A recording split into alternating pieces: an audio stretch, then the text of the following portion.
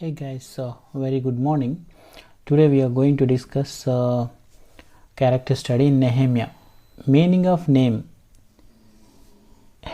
Ave consoles, ancestry and family life. Nehemiah was the son of Hakaliah. His brother was Hananiah, an important figure in the book. When and where he lived: Nehemiah lived in the capital of the Persian Empire. Judah had been in exile in Babylon for 70 years. Under Persian rule, they were allowed to return to Judah, and many did under Ezra. Many others stayed in Babylon, including Nehemiah.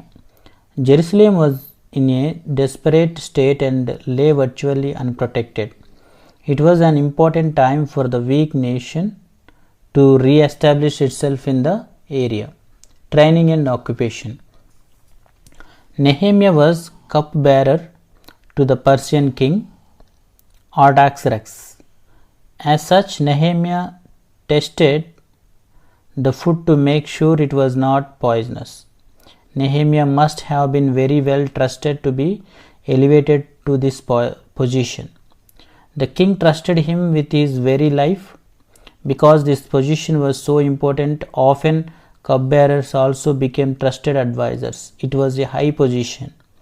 Later on, Nehemiah was appointed the governor of Judah and supervised the rebuilding of the walls.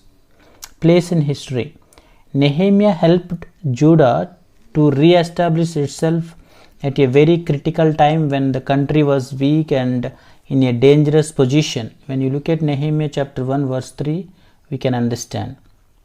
He not only led the rebuilding of the walls project, but he also served as a spiritual leader for the people and helped bring about a revival. Strengths. First one, sensitivity. When you look at Nehemiah chapter 1 verse 4, when Nehemiah heard the news about the state of Jerusalem, he wept and mourned for days. He had a very sensitive heart towards God's people and was filled with compassion. It is not weakness for a guy to be sensitive and compassionate towards others. Nehemiah's heart was touched with the things of God. Later, Nehemiah mentioned that he himself had bought back Jewish slaves and freed them. When you look at Nehemiah chapter 4 verse 8, we can understand this. The second one is reliance on God. When Nehemiah was faced with the news about Jerusalem, he immediately turned to God in fasting and prayer for help. He repented of the sins of Israel and beseeched the Lord to help them in their plight. Notice too, when the king asked Nehemiah what he can do for him, Nehemiah first voices a quick prayer to God for wisdom. The third one is ambitious for God. Nehemiah asked leave from his job to go to Jerusalem and rebuild the temple.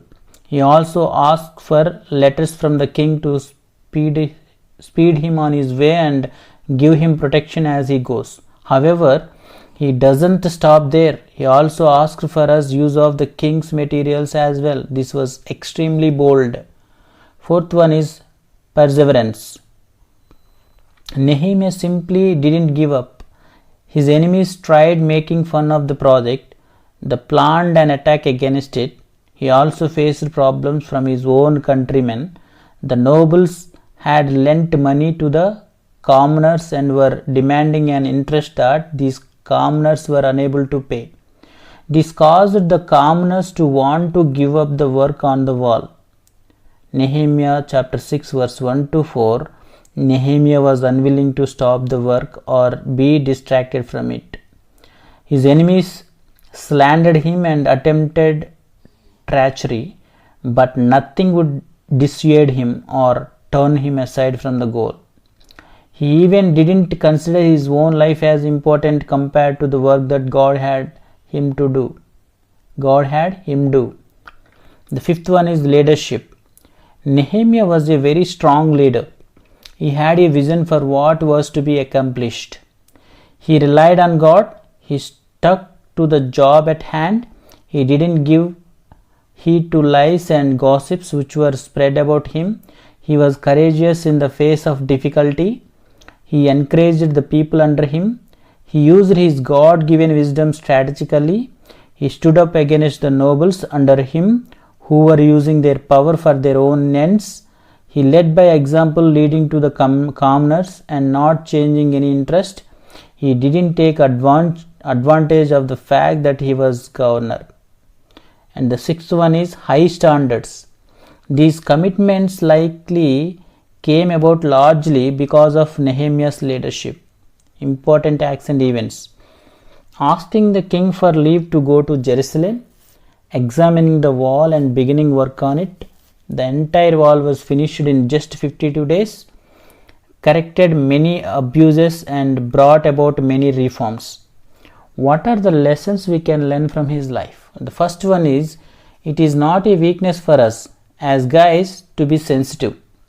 When other people encounter trials or difficulties, this should touch our heart and we should reach out in compassion towards them. We shouldn't have a heart of stone that doesn't react and is dead towards others. As William Carey once said, ask great things from God, attempt great things for God. Nehemiah did this long before Carey. He asked God in prayer for help for Jerusalem. Then he ambitiously